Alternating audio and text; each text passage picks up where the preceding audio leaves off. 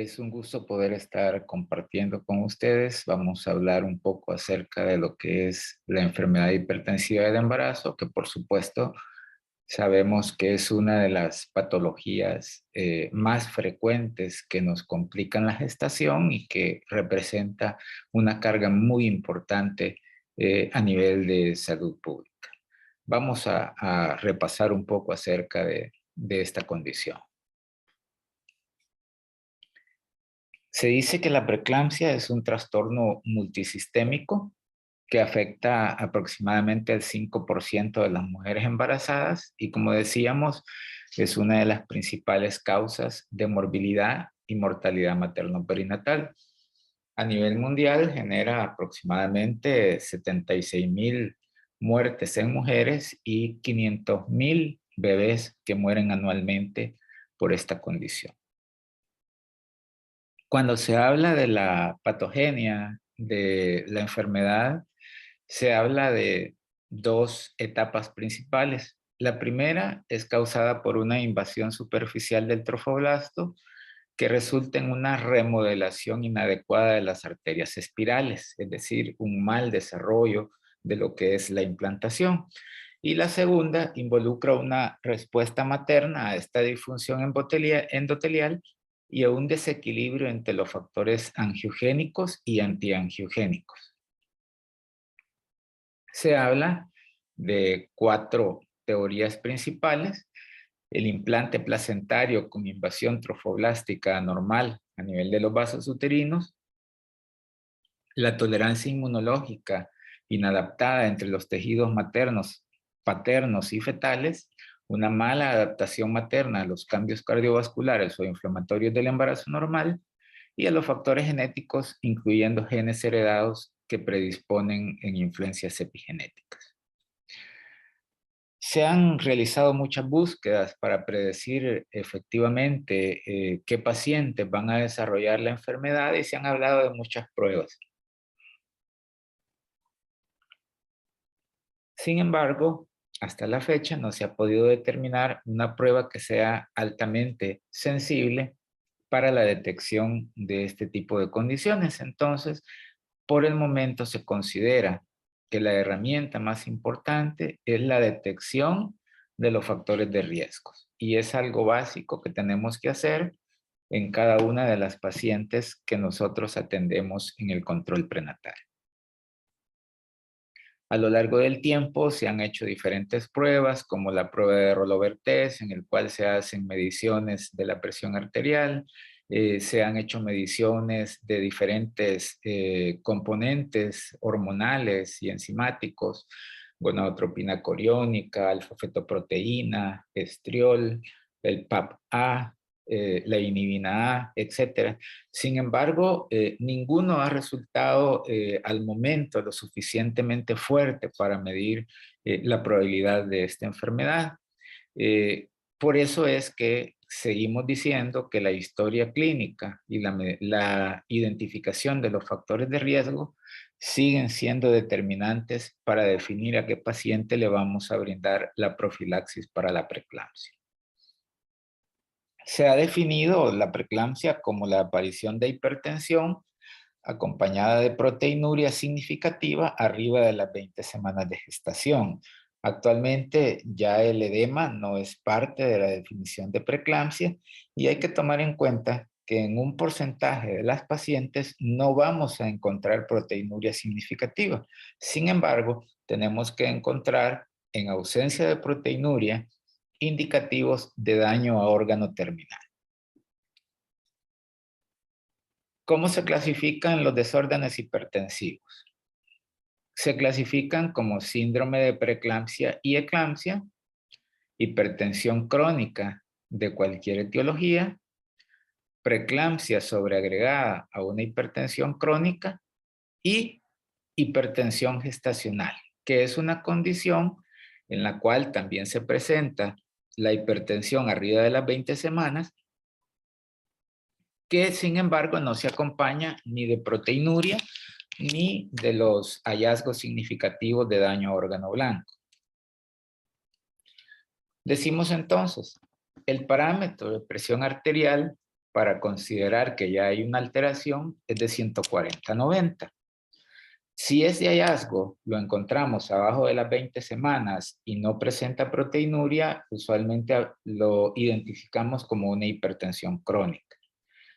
¿Qué condiciones pueden hacer preeclampsia en una edad gestacional muy temprana? Puede ser una enfermedad gestacional del trofoblasto o un embarazo múltiple. En estas circunstancias sí puede llegar a presentarse en una forma muy temprana. Luego, si la identificación de esta hipertensión es arriba de las 20 semanas, si no se acompaña de proteinuria, usualmente nosotros pensamos que se trata de una hipertensión gestacional. Si se presenta acompañada ya sea de proteinuria o de un indicativo de daño a órgano blanco, entonces lo catalogamos como un cuadro de preeclampsia.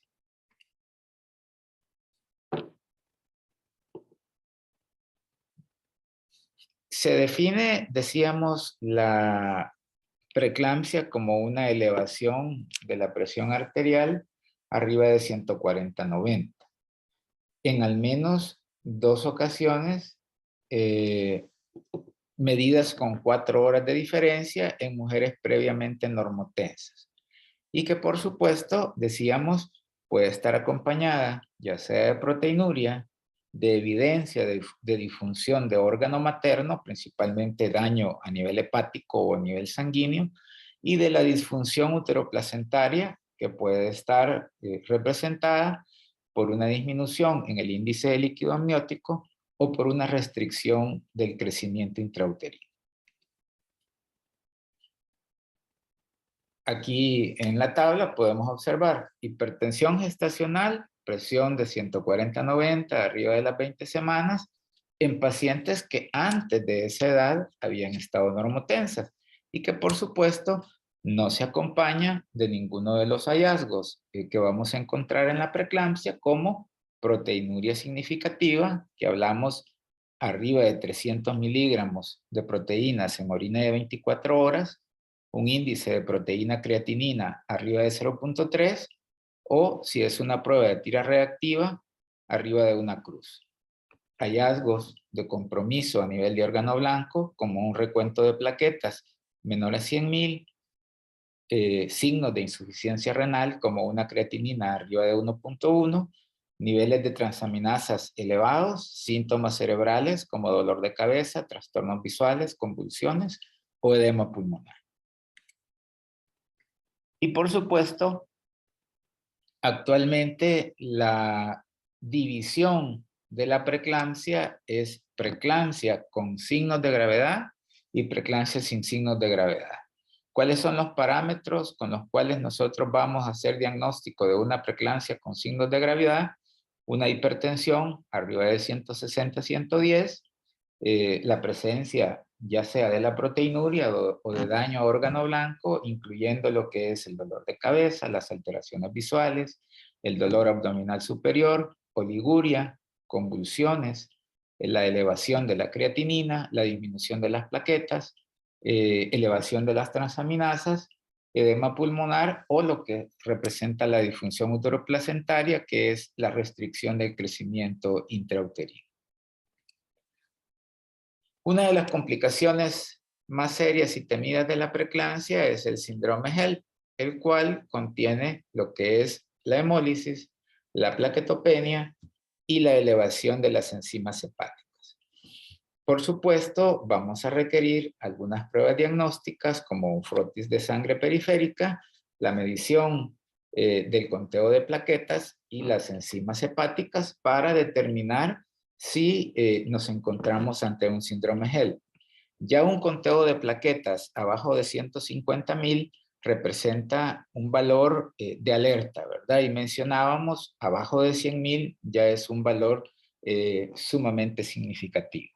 La bilirrubina, un valor arriba de 1.0, ya es un valor que tiene que alertarnos, y mencionábamos como parámetro también descrito por el libro un valor arriba de 1.1. Las transaminasas elevadas al doble de lo normal y usualmente están arriba de 70 unidades por litro. Hay que tomar en cuenta que el valor más importante es el valor de la ALT, ya que refleja tanto necrosis hepatocelular como la correlación con la hemólisis de las células rojas. Entonces es importante que nosotros identifiquemos lo que serían los factores de riesgo para determinar a qué paciente yo le voy a indicar la profilaxis con aspirina y calcio.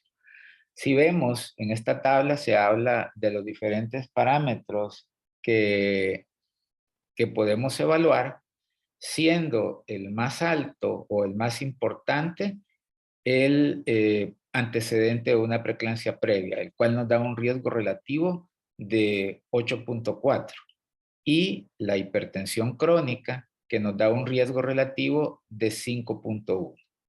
Luego, dentro de los diferentes factores de riesgo, tenemos el antecedente de lupus eritematoso sistémico, paciente nulípara, una edad arriba de 35 años, un antecedente de muerte fetal, enfermedad renal crónica, pacientes sometidas a tecnología de reproducción asistida, un índice de masa corporal arriba de 30, embarazos múltiples, pacientes con diabetes, con síndrome de anticuerpos antifosfolípidos y con antecedente de desprendimiento prematuro de la placenta. Si nosotros identificamos que la paciente tiene uno de estos riesgos, pues tenemos que brindarle la profilaxis con aspirina y calcio, según lo indicado que vamos a ver más adelante. La causa más común de muerte en las mujeres con preeclampsia es la hemorragia intracraneal. Sin embargo, tenemos otras complicaciones serias que incluyen el desprendimiento de la placenta, el síndrome HELLP, el edema pulmonar agudo, el síndrome de dificultad respiratoria y la insuficiencia renal aguda. Por supuesto, también la preeclampsia se asocia a una serie de complicaciones perinatales, tanto a corto como a largo plazo, incluyendo la muerte del producto, más que todo relacionado con la prematurez que muchas veces se va a asociar con el aparecimiento temprano de la enfermedad hipertensiva. Tenemos dentro del listado de las complicaciones a corto plazo lo que es el retraso de crecimiento intrauterino, la disminución del índice de líquido amniótico, la muerte fetal, el parto pretérmino, bajos scores de Apgar al nacimiento por la complicación y las convulsiones que puedan presentarse, monitoreos no alentadores y requerimiento de ingreso a unidades de cuidados intensivos.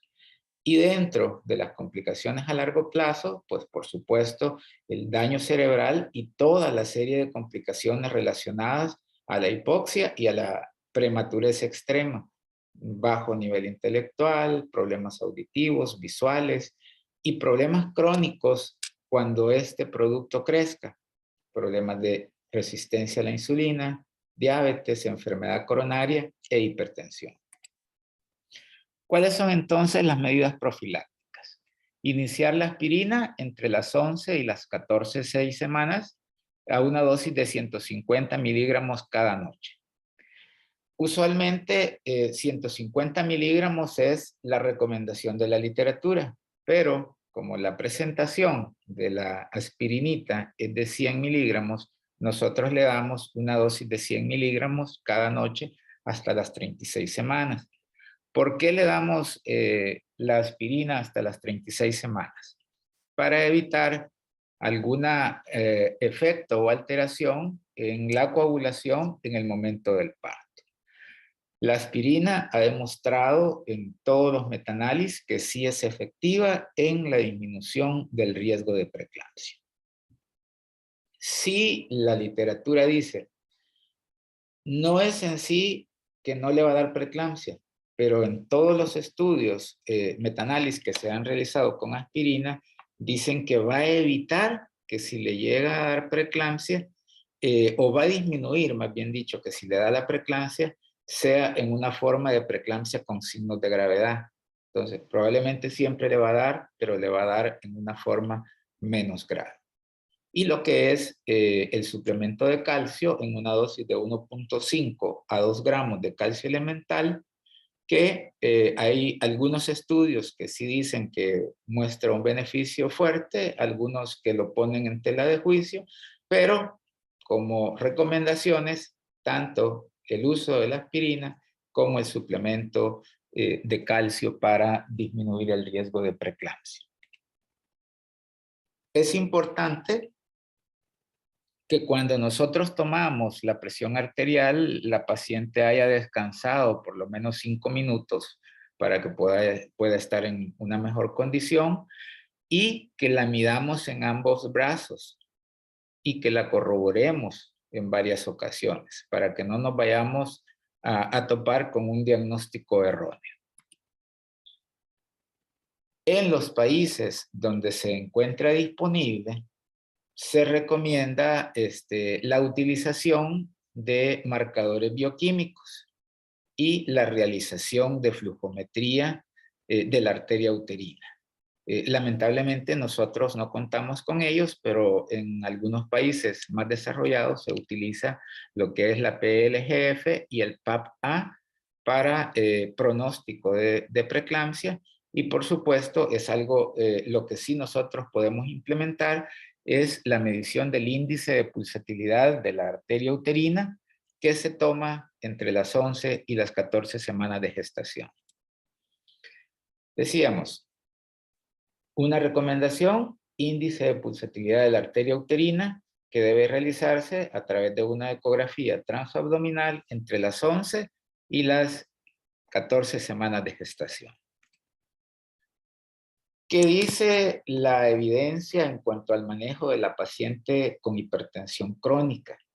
Hay una controversia en las diferentes revisiones. Este es un metaanálisis que habla sobre el manejo de la paciente con hipertensión, en la cual se dice como conclusión que la terapia antihipertensiva en pacientes que no tienen daño a órgano blanco, que no han tenido tratamiento previo o que han descontinuado el tratamiento, no es claro. ¿A qué se refiere esto? Que no es tan necesario que a la paciente hipertensa crónica que tiene valores abajo de 150-100 de presión, le instauremos el tratamiento antihipertensivo oral, ya que no necesitamos que tenga presiones tan bajas, porque esto puede tener un efecto adverso en la evolución de la circulación uteroplacentaria. Dentro de los medicamentos para el manejo de la hipertensión crónica, nuestro primer escoge en el embarazo va a ser la alfametildopa, que ha sido la más estudiada y la que se considera más segura durante la gestación. Comenzamos con dosis de 250 miligramos cada 12 horas hasta una dosis tope de 3 gramos al día, con la cual usualmente logramos controlar la mayoría de pacientes. Sí podemos utilizar otro tipo de medicamentos como los betabloqueadores, la betalol, bloqueante de canales de calcio. Sin embargo, hay que tener mucho cuidado que no debemos utilizar lo que son los inhibidores de la enzima convertidora de angiotensina, como captopril, enalapril, etcétera, ya que se ha comprobado que esos medicamentos producen un daño en lo que es la circulación uteroplacentaria y producen problemas de disminución del líquido amniótico, falla renal en el producto e incluso pueden provocar la muerte del feto. ¿Qué debemos hacer entonces cuando diagnosticamos la preeclampsia? Decíamos, tenemos dos condiciones: la preeclampsia sin signos de gravedad, que es una presión arriba de 140/90, pero que no tiene indicios de daño a órgano blanco, y lo que es la preeclampsia con signos de gravedad, en la cual ya tenemos presiones arriba de 160/110 y la evidencia del daño a órgano blanco.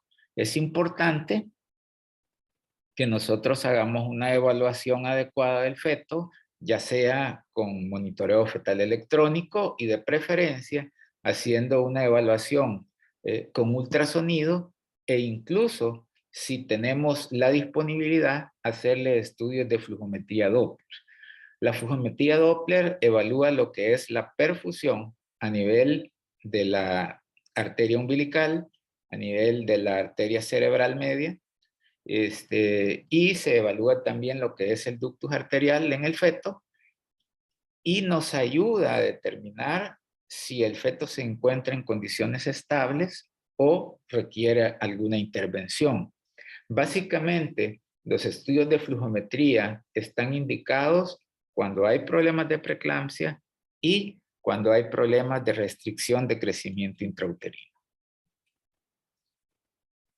La paciente que se cataloga como una preeclampsia debe de estar en un área donde se reduzca el nivel de estrés que pueda estar teniendo, ya que una parte de la hipertensión materna es de origen adrenérgico y por supuesto tenemos que colocar a la paciente en un área lo más tranquila posible. Muchas veces le colocamos algo cubriendo sus ojos para que no esté recibiendo los estímulos externos y por supuesto tratamos de minimizar lo que son los estímulos negativos a la paciente. ¿Cuándo provocar el parto? Si es una hipertensión sin signos de gravedad, al llegar a las 37 semanas, lo mejor es evacuar, no esperar a que haya una complicación mayor. Si es menor a 34 semanas, podemos dar lo que es el manejo expedito, que implica maduración pulmonar por un periodo de 48 horas y posteriormente realizar la evacuación. ¿A qué tipo de pacientes no le voy a dar el manejo expedito y la voy a evacuar inmediatamente? A aquella que tiene una presión arterial diastólica mal controlada, que tiene evidencia de laboratorio de daño a órganos terminales?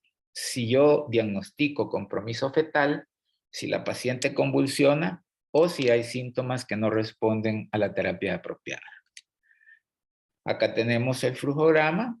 Si nosotros hacemos el diagnóstico de una preeclampsia con signos de gravedad, la ingresamos, hacemos la valoración adecuada de la madre y del bebé, iniciamos el uso del sulfato de magnesio y la utilización de antihipertensivos en el caso de que la paciente se encuentre en una crisis hipertensiva, e intentaremos dar el manejo expedito por 48 horas. Si se presentan las condiciones que mencionábamos sobre síntomas persistentes, hipertensión grave, convulsiones, etc., entonces nosotros tenemos que hacer la evacuación inmediata. ¿Cuáles son los objetivos de la terapia antihipertensiva?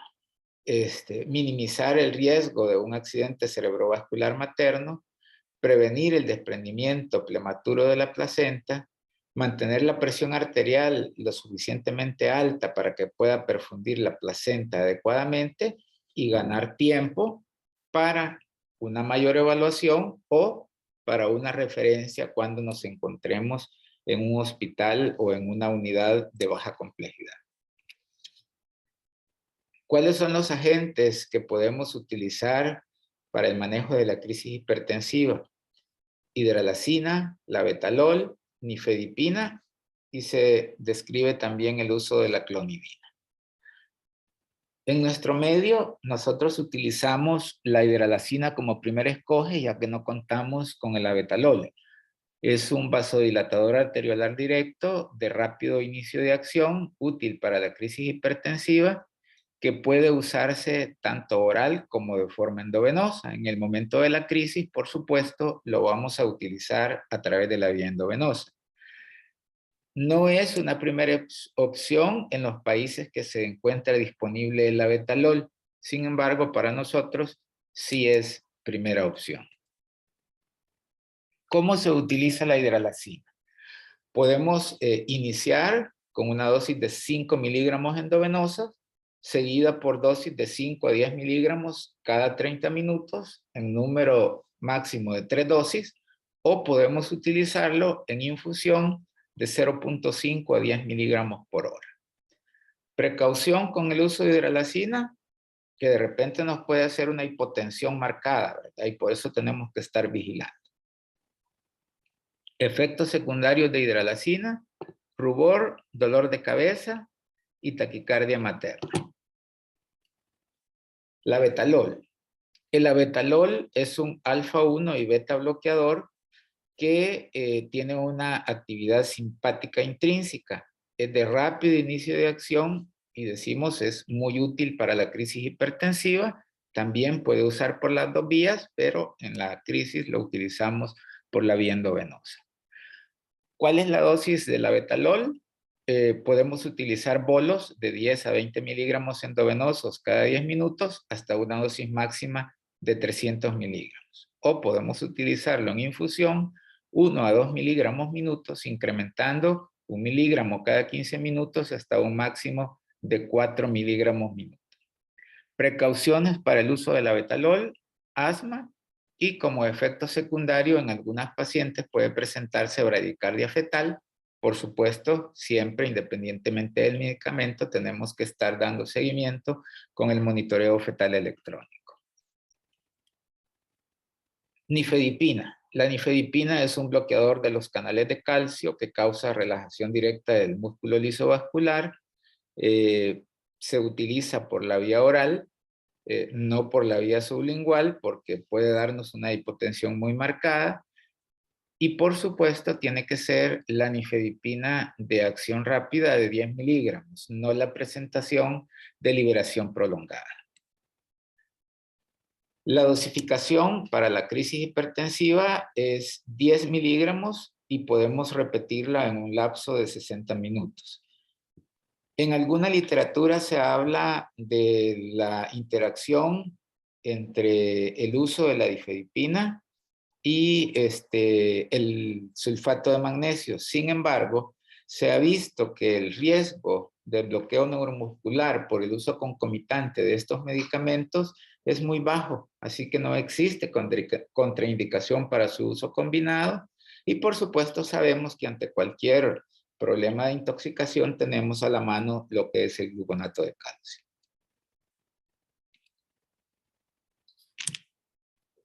Si la paciente convulsiona, independientemente del valor de presión arterial, por supuesto también tenemos que recurrir al uso del sulfato de magnesio, que es el agente de elección para la profilaxis de las crisis convulsivas.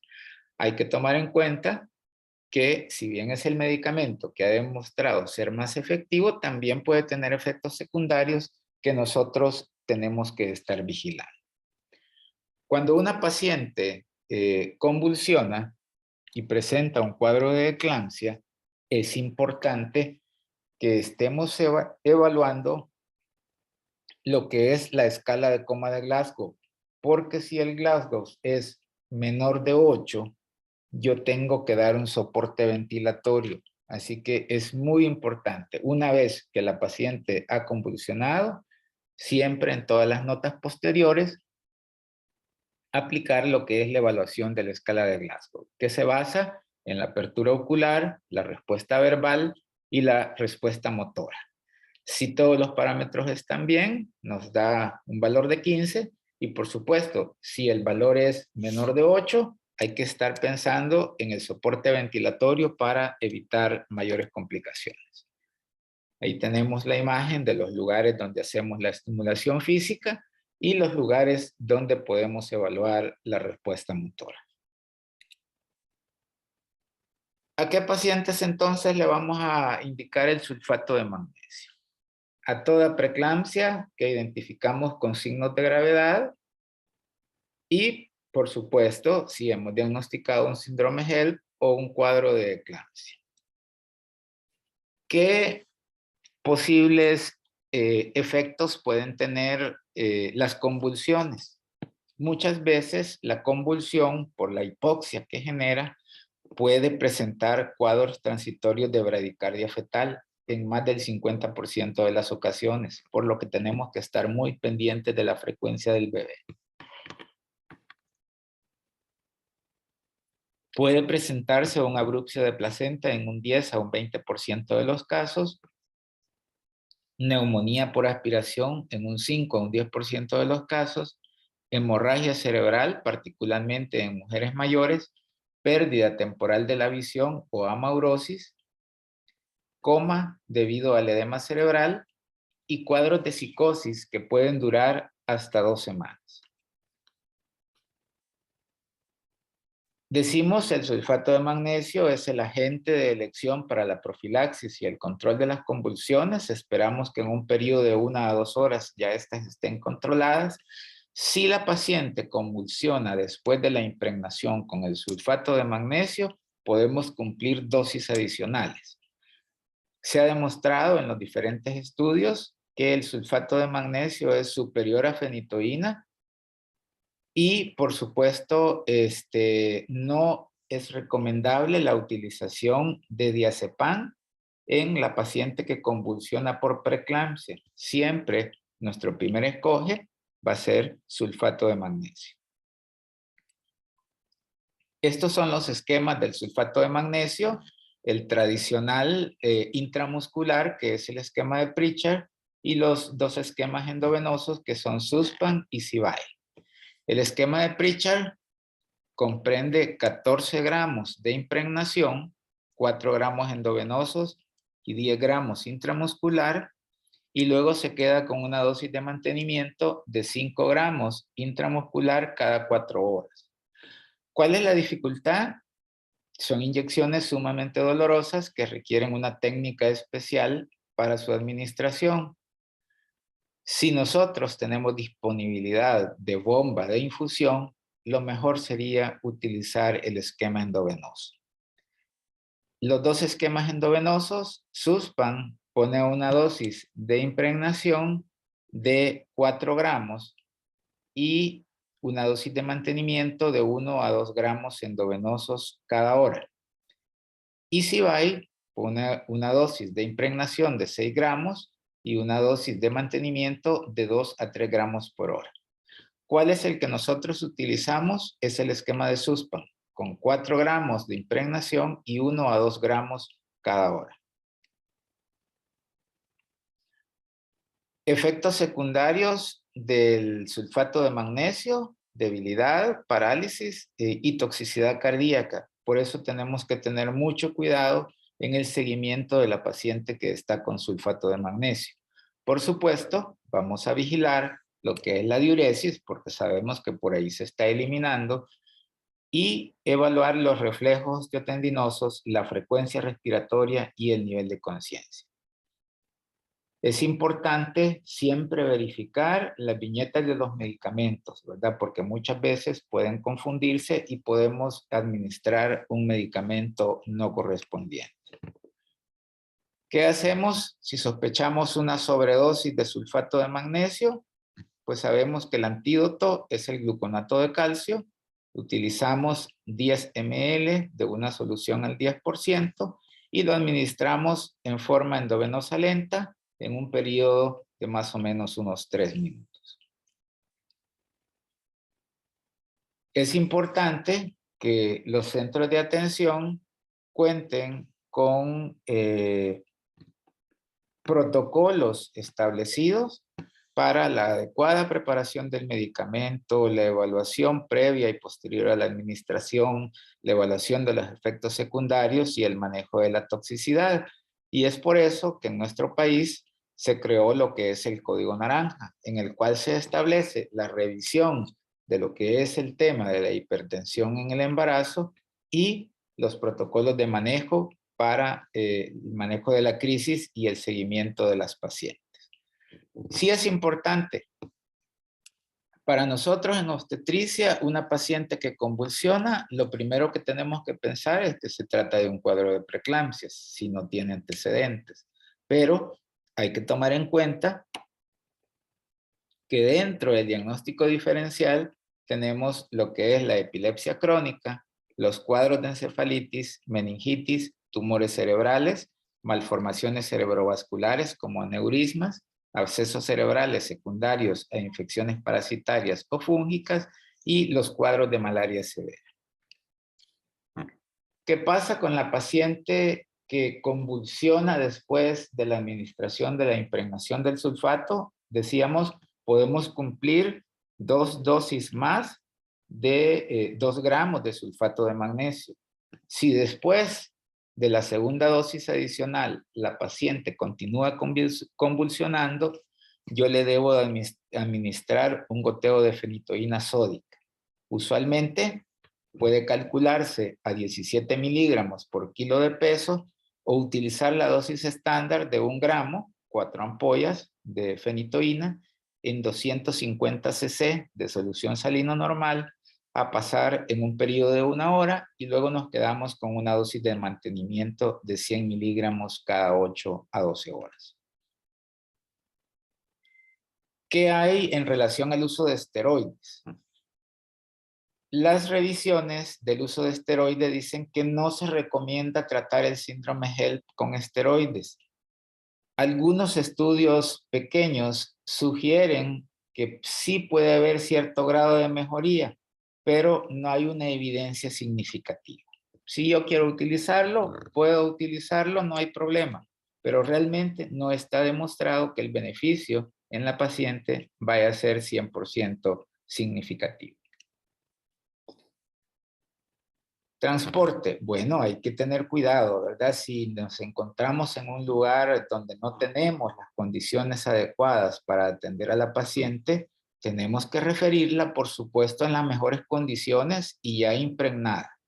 No hay que esperar el traslado para iniciar el sulfato de magnesio. Deberíamos de tener en todos los establecimientos de salud por lo menos el manejo inicial para que la paciente se pueda transportar en las mejores condiciones.